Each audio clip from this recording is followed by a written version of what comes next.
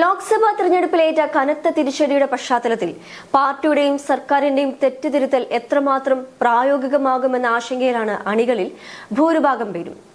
പാർട്ടിയും സർക്കാരും അടിസ്ഥാന ജനവിഭാഗങ്ങളിലെ പിന്തുണ തിരിച്ചുപിടിക്കണമെന്ന CPM ജില്ലാ കമ്മിറ്റികൾ മുതൽ കേന്ദ്ര കമ്മിറ്റിയിൽ വരെ ഉയർന്ന വിമർശനങ്ങൾ ഒരു വശത്ത്, സ്വന്തം വീഴ്ചകൾക്ക് പിന്നാക്ക സമുദായ നേതാക്കളുടെ മേൽ കുതിര കയറിയും SFIയിലെ ഒരു വിഭാഗത്തിന്റെ കാടത്തങ്ങൾക്ക് നേരെ കണ്ണടിച്ചും നേതൃത്വം മറുവശത്തും. കൂടാതെ ലോക്സഭാ തെരഞ്ഞെടുപ്പ് തോൽവിയുടെ കാരണങ്ങളിൽ മുഖ്യമന്ത്രി പിണറായി വിജയൻ നിരത്തിയ കാര്യങ്ങളോട് വിയോജിച്ച CPI സംസ്ഥാന സെക്രട്ടറി ബിനോയ് വിശ്വവും. ഇങ്ങനെ പലതരത്തിലുള്ള വിഷയങ്ങളിൽ CPMഉം CPIയും സ്വീകരിച്ച നിലപാടുകളുടെ ഭിന്നതയാണ് ഇപ്പോൾ മറനീക്കി പുറത്തുവരുന്നത്.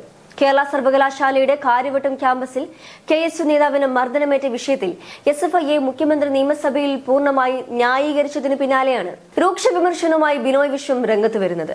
ഇടിമുറിയിലൂടെ വളർന്നു വന്ന പ്രസ്ഥാനമല്ല SFI എന്നും നിങ്ങൾ നടത്തിയ ആക്രമണങ്ങളെ വിവിധ തലത്തിൽ നേരിട്ടാണ് വളർന്നതെന്നുമാണ് മുഖ്യമന്ത്രി നിയമസഭയിൽ പറഞ്ഞത്. ഇതിന് തൊട്ടു പിന്നാലെയാണ് SFIക്കെതിരെ CPI സംസ്ഥാന സെക്രട്ടറി രൂക്ഷ വിമർശനം ഉന്നയിച്ചത്.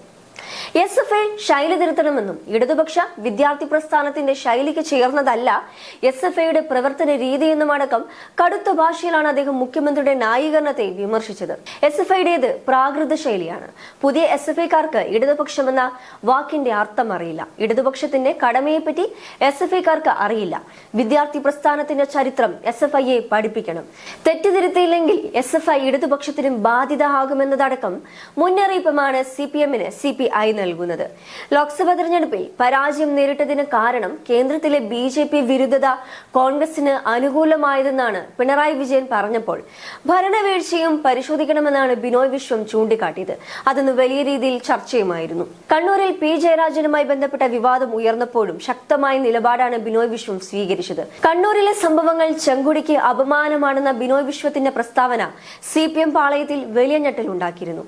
അങ്ങനെ സമാധാനത്തിന്റെ വഴിയിൽ പോകാൻ ആഗ്രഹിക്കുന്ന CPIക്ക് ഒരു തരത്തിൽ സമ്മർദ്ദമാണ് ഓരോ സംഭവ വികാസങ്ങൾക്ക് ശേഷം CPM നൽകുന്നത്. ഒരുപക്ഷെ പ്രതിപക്ഷം പോലും ഇത്തരത്തിൽ രൂക്ഷമായ വിമർശനങ്ങൾ ഉന്നയിച്ചിട്ടില്ല. അതേസമയം പ്രതിപക്ഷം ഉന്നയിക്കുന്നതിനേക്കാൾ രൂക്ഷമായ പ്രതികരണങ്ങളും ആരോപണങ്ങളും വിമർശനമൊക്കെ നിരന്തരമായി CPI തൊടുത്തുവിടുമ്പോൾ അത് CPM നേതൃത്വത്തിന് വലിയ രീതിയിലുള്ള ഒരു അതൃപ്തിയാണ് സൃഷ്ടിക്കുന്നത്. രാഷ്ട്രീയ എതിരാളികളുടെ കയ്യിൽ വടി കൊടുക്കുന്നതിന് തുല്യമാണ് CPI നിലപാടെന്നാണ് CPM കരുതുന്നത്.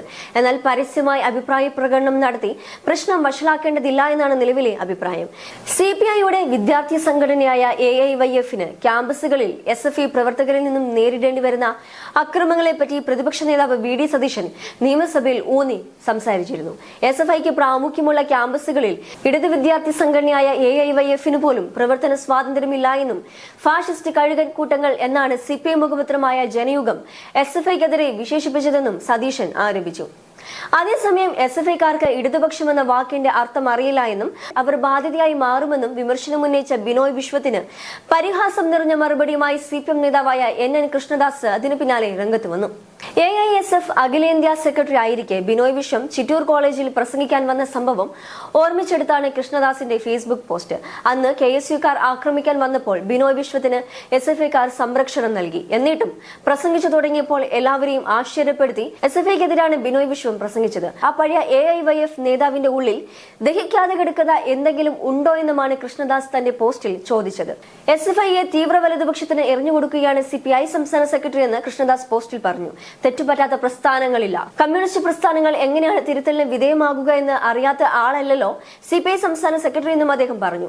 അടിയന്തരാവസ്ഥയുടെ കാലത്ത് കോൺഗ്രസിനൊപ്പം നിന്നവരായിട്ടും CPIയെ ഒപ്പം ചേർത്ത് നിർത്തുന്നത് ഇടത് ഐക്യം ശക്തിപ്പെടണമെന്ന CPMന്റെ താല്പര്യം കൊണ്ടാണെന്നും NN കൃഷ്ണദാസ് ചൂണ്ടിക്കാട്ടി. ഇങ്ങനെ CPIയും CPMഉം തമ്മിൽ വാദങ്ങളും പ്രതിവാദങ്ങളും വിമർശനങ്ങളും ആരോപണങ്ങളും ഒക്കെ ഉന്നയിച്ച് പരസ്യമായി രംഗത്തെത്തുമ്പോൾ ഇടതുപക്ഷത്തിൽ ഭിന്നതയ്ക്ക് വഴി ഒരുങ്ങുന്നു എന്നുള്ള ആശങ്കയാണ് അണികൾക്കിപ്പോൾ ഉള്ളത്.